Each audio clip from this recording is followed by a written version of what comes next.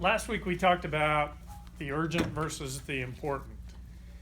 And let me ask you, is the B&I meeting important? It's urgent. And it's urgent.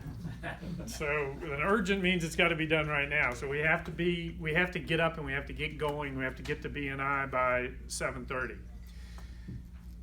I mentioned last time that urgency has an addictive quality to it. It's insidious. I love that word.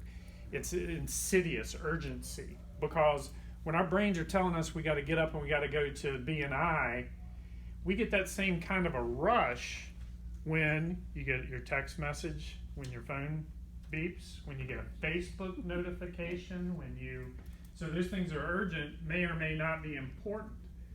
There is an addictive quality because you don't get that same rush necessarily out of locking yourself in a room and working on an important project for an hour or so. So if we want to change these patterns and focus more on those quadrant 2 activities, things that are important but they're not urgent, what I'd ask from you this week is to be aware. Just to be aware of those triggers. When you feel like you have to do something urgent, just stop a second and be mindful. Is this really the most important thing for me to be spending my time on?